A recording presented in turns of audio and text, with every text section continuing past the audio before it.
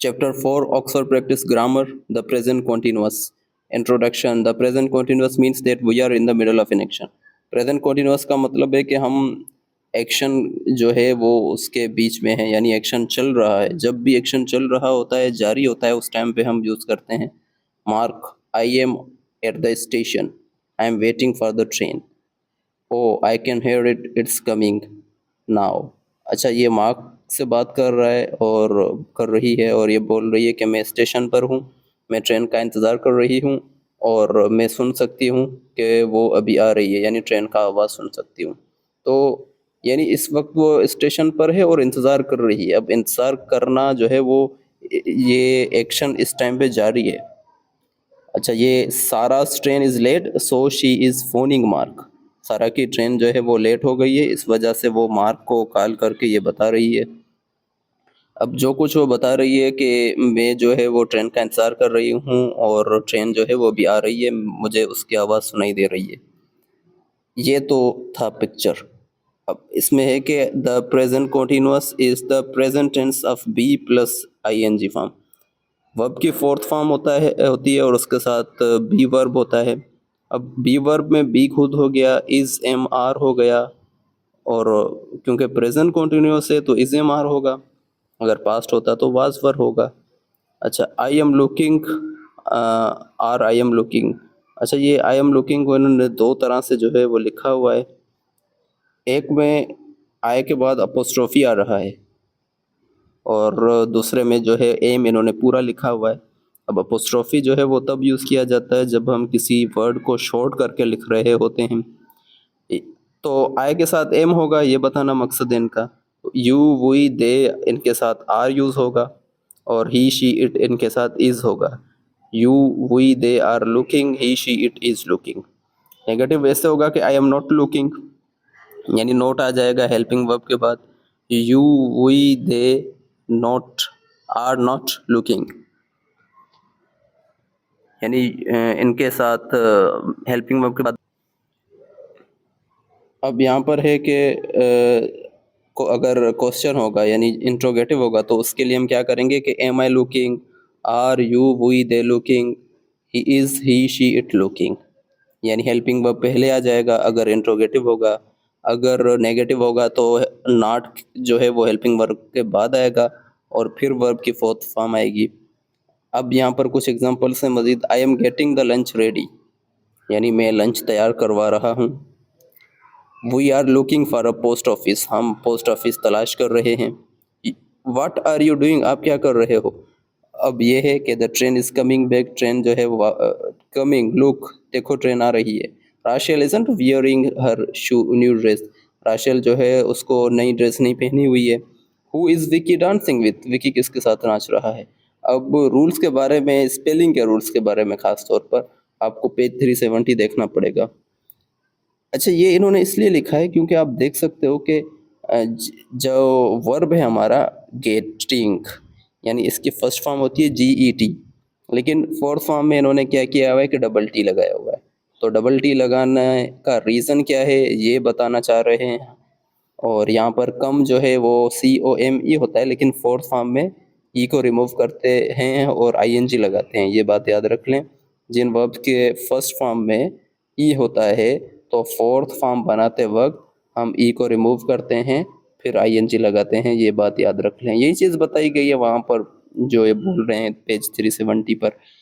We use the present continuous to say that we are in the middle of an action, तभी use करते हैं जब हम किसी एक्शन में, जैसे I am waiting for the train, I am at the station now, मैं train का इंतज़ार कर रहा हूँ, मैं इस वक्त स्टेशन पर हूँ। आई am getting the lunch ready, मैं लंच तैयार करवा रहा हूँ। आई am in the kitchen now, मैं इस वक्त किचन में हूँ, इसका मतलब ये है।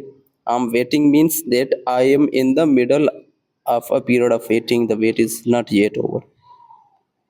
यही बात है कि जो जब एक्शन जारी होता है तब हम यूज़ करते हैं प्रेजेंट कॉन्टिन्यूस। अब दूसरा कहाँ पे यूज़ होता है, we can also use the present continuous when we are in the middle of something but not actually doing it at the moment of speaking, यानी कोई ऐसा काम जो हम लोग कर रहे होते हैं लेकिन जो जिस टाइम पे हम उसकी बात कर रहे होते हैं उस चीज़ के बारे में, वो उस टाइम पे नहीं कर रहे होते। अब एग्जाम्पल से आप समझ जाएंगे, जैसे I must get back to the office, I must get back to the office, we are working on a new project, यानी मुझे ऑफिस जाना होगा, जाना चाहिए, यानी मुझे ऑफिस ज़रूर जाना चाहिए, we are working on a new project. अच्छा, ये कोई बंदा किसी दूसरे बंदे को बता रहा है कि मुझे ऑफिस जाना चाहिए क्योंकि हम आजकल एक प्रोजेक्ट पर काम कर रहे हैं। तो प्रोजेक्ट पर काम कर रहे हैं तो उस टाइम पर तो वो काम नहीं कर रहा है ना, जब वो उस दूसरे बंदे को बता रहा है, बल्कि एक ऐसा एक्शन है जो कि जारी है लेकिन उस टाइम पे नहीं हो रहा है। ठीक है। जैसे आप ये बोल सकते हैं कि मैं आजकल इंग्लिश लैंग्वेज का कोर्स कर रहा हूँ, तो आप ये किसी को जो है वो घर पे भी बता सकते हो कि I am doing course of English language. तो ये आप घर पे भी किसी को बता सकते हो, यानी क्योंकि आप वो चीज़ उस टाइम पे नहीं कर रहे होते हो। जैसे दूसरा यहाँ पर एग्जांपल है, I am quite busy this days, आजकल मैं बहुत मसरूफ़ हूँ। I am doing a course eight, यही चीज़ आ गई ना कि मैं आजकल बहुत बिजी हूँ क्योंकि मैं कॉलेज में जो है वो एक कोर्स कर रहा हूँ। अब जिस टाइम पे ये शख्स बात बता रहा है उस टाइम पे ये एक्शन नहीं हो रहा है, यानी कोर्स करने का, क्योंकि कोर्स की एक खास ड्यूरेशन होती है, उसके दौरान वो कंप्लीट होता है। तब भी ऐसी सिचुएशन आ जाए तब भी हम यूज़ करते हैं present continuous. We can use the present continuous when things are changing over a long period, यानी जब काफ़ी बड़े वक्त में जो है वो जब चीज़ें तब्दील हो रही होती हैं तब भी हम यूज़ करते हैं। जैसे the number of cars on the road is increasing, यानी रोड पर कारों का तादाद जो है वो बढ़ रहा है। अब एक दिन में तो नहीं बढ़ रहा, यानी आज से 10 साल पहले रोड पर कारों की जो तादाद थी वो कम थी, लेकिन आज बढ़ गई है। ठीक है ना, तो इस वजह से ये जो काम हुआ है ये एक ख़ास पीरियड में हुआ है। तो ऐसे सूरत हाल में भी, ऐसी सिचुएशन में भी हम यूज़ करते हैं present continuous. The earth is slowly getting warmer, ये बहुत बड़ा एग्जांपल है, क्योंकि आप लोगों को पता है कि हमारी अर्थ जो है वो वक्त के साथ जो है वो गर्म होती जा रही है। तो ये एक ऐसा यानी प्रोसेस है जिसमें बहुत ज़्यादा टाइम लगा है अर्थ के गर्म होने का, जिसे ग्लोबल वार्मिंग भी बोलते हैं कि अर्थ जो है वो आहिस्ता आहिस्ता से गर्म हो रही है।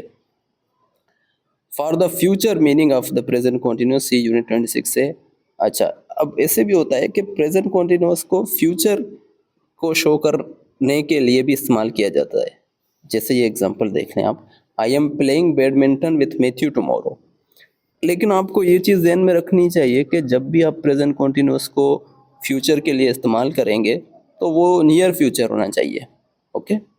जैसे मैं कल जो है वो बैडमिंटन खेल रहा हूँ मैथ्यू के साथ, अब ये एक्शन अभी नहीं हो रहा है, एक्शन ये कल होगा, लेकिन ऐसी सिचुएशन में भी कभी कभी प्रेजेंट कॉन्टिन्यूस यूज़ किया जाता है, ये बात याद रख लें। अच्छा, अब आते हैं हम अपनी एक्सरसाइज पर। Look at the picture and से व्हाट पीपल आर डूइंग, ये तस्वीर देखें और बताएं कि लोग क्या कर रहे हैं। ये आप लोगों ने ये वर्ब यूज़ करने हैं, carry, paint, play, ride, take. और ऑब्जेक्ट्स ये हैं bicycle, parcel, photo, picture, basketball. इन्होंने एक एग्जांपल दिया हुआ है, he is riding a bicycle, तो ये तो हो गया। अब नंबर 2 पर क्या है, ये पिक्चर ले रहा है। ठीक है, तो हम बोलेंगे she is taking picture of, she is taking a photo. Okay, she is taking a photo. Number 2 में ये हो जाएगा। नंबर 3 में आई थिंक पिक्चर बना रहा है, हाँ, या he is painting a picture, he is painting a picture. Number 4 में आप देखें दिस वे अप, यानी ये कोई चीज़ उठा रहे हैं, क्या हम लगाएंगे, carry. They are carrying a parcel, they are carrying a parcel. बाकी तो प्ले बास्केटबॉल आ जाएगा यहाँ पर, दे आर प्लेइंग बास्केटबॉल, जिसका यहाँ पर ये फोटो दिया हुआ है। ओके, अब आते हैं हम एक्सरसाइज नंबर बी पर।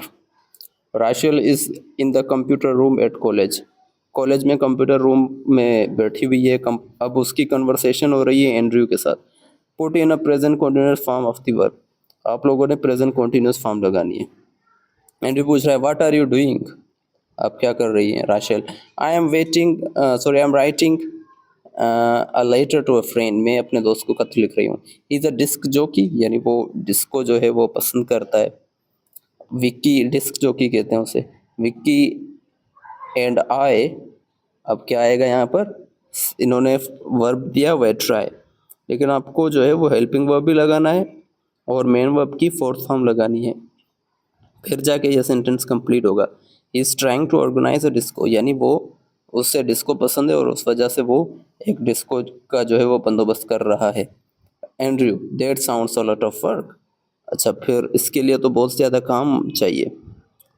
हाउ, अब यहाँ पर हाउ के साथ आपने फाइंड मेन वर्ब लगाना है और यू जो है सब्जेक्ट लगाना है। तो यहाँ पर होगा how are you finding time for your studies. How are you finding time for your studies. Rachel, well as I said, जैसा कि मैंने कहा, as I said, Vicky dash help me, Vicky is helping me. Okay, Vicky भी मेरी मदद कर रहा है।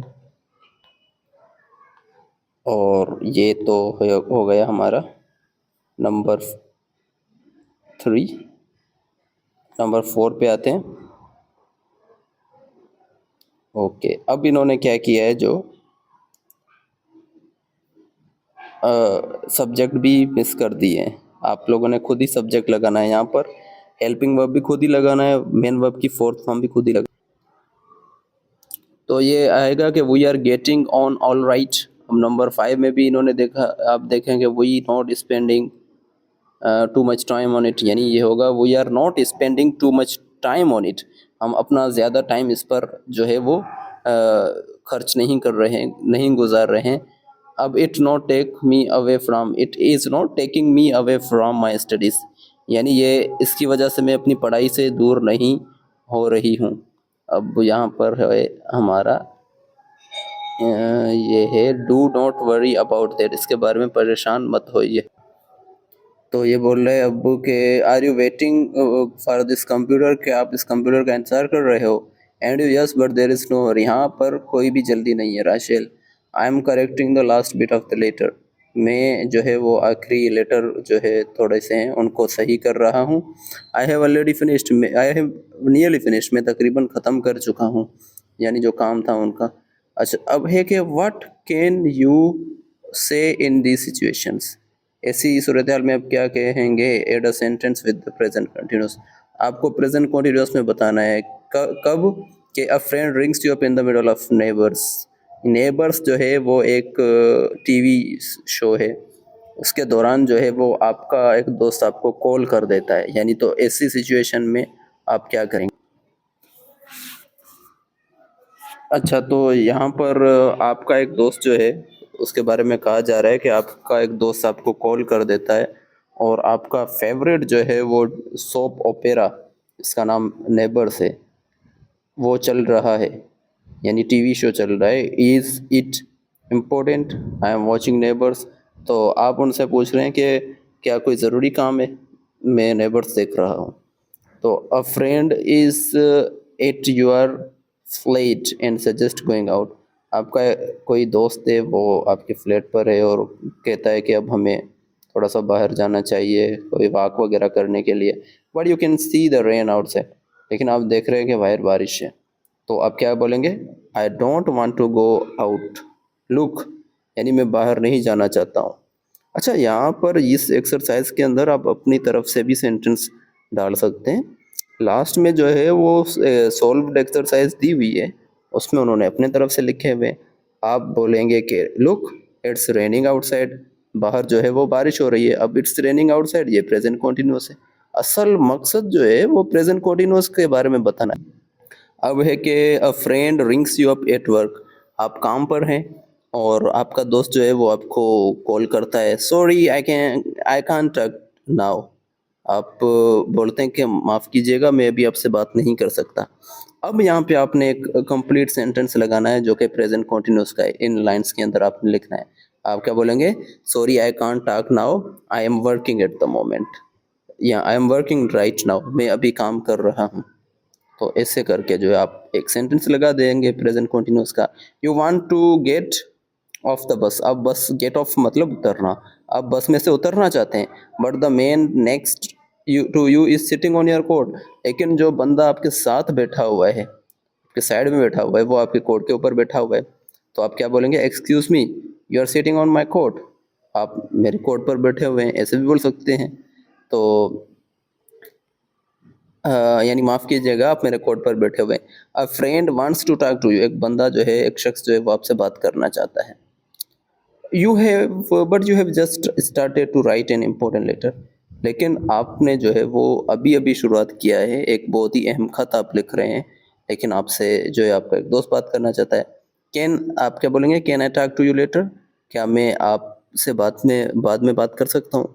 अब यहाँ पे आपने यूज़ करना है प्रेजेंट कॉन्टिन्यूस का एक सेंटेंस, तो आप क्या बोलेंगे, I am writing a letter at the moment, या राइट नाउ, या नाउ, ऐसे भी बोल सकते हैं कि मैं इस वक्त खत लिख रहा हूँ।